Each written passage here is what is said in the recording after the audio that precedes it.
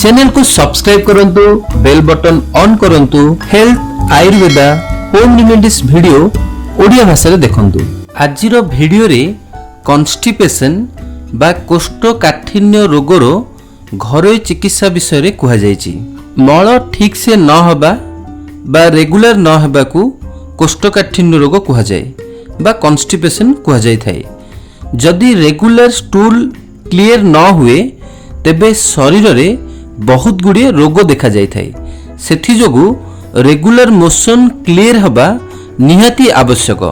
जदि आपण किंबा आपणक रिलेटिव्स रे कॉन्स्टिपेशन रोग रे किए पीड़ित अछंती बा कॉन्स्टिपेशन सह अन्य पेट जनित समस्या रे हैरान होचंती तेबे स्क्रीन रे दिया जायथिबा नंबर रे निश्चय कॉल करंतु। 100% आयुर्वेदिक मेडिसिन सह 100% श्योर शॉट रिजल्ट। वर्तमान जानिबा कॉन्स्टिपेशन रो होम रेमेडी विषय रे। नंबर 1 होम रेमेडी, प्रत्येक दिन खाली पेट रे 1 ରୁ 2 लिटर पानी पीबा को चेष्टा करंतु। जदि खाली पानी पीबारे किछि प्रॉब्लम होउची देन गरम पानी 1 ग्लास रे अध चम्मच लेंबू रस को मिसाई दियंतु और सेथिरे हल्का लूण मिसांतु। एही प्रिपरेशन को भलो भाबे मिक्स करंतु एवं एहा को प्रत्येक दिन खाली पेट रे व्यवहार करंतु। एहा कॉन्स्टिपेशन रु रिलीफ करिवारे बहुत हेल्पफुल होइथाय। होम रेमेडी नंबर 2 पान महुरी कॉन्स्टिपेशन को ठीक करिवारे हेल्प करिथाय।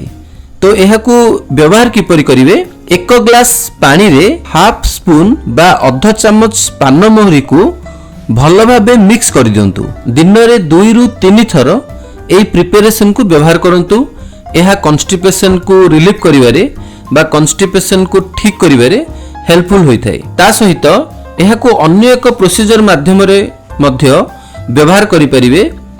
पान महुरी को भल भाबे 3 ରୁ 5 मिनट भाजी दियंतु। सेही भजा गुंड को गरम पानी सह प्रत्येक दिन रात्रि रे व्यवहार करंतु।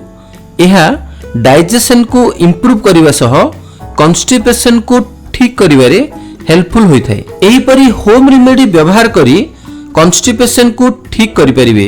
जदि होम रेमेडी व्यवहार परे मध्य कॉन्स्टिपेशन ठीक होई पारुनी बा बहुत पुराना गैस प्रॉब्लम रहुची ता सहित कॉन्स्टिपेशन रो पाइल्स रो प्रॉब्लम रहुची तेबे स्क्रीन रे दिया जायथिबा नंबर रे निश्चय कॉल करंतु एवं एही परि health Ayurveda home remedy tips पई ए चैनल को निश्चय सब्सक्राइब करंतु।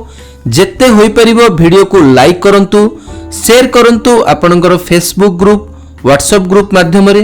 जहा क्वेश्चन रहिला सजेशन रहिला ताहा कमेंट बॉक्स रे कमेंट करंतु। वीडियो को संपूर्ण देखिथिबा हेतु हृदयर सह नमस्कार।